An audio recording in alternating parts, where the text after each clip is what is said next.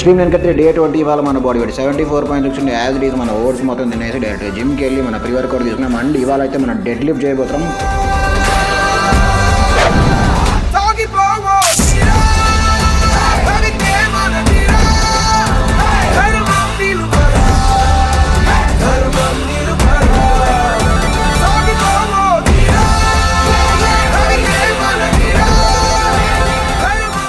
వామ్మో, dead lift చేసిన తర్వాత మళ్ళీ లెగ్ వర్కౌట్ చేసాము. మామూలుగా లేదు ఇవాళ అయితే.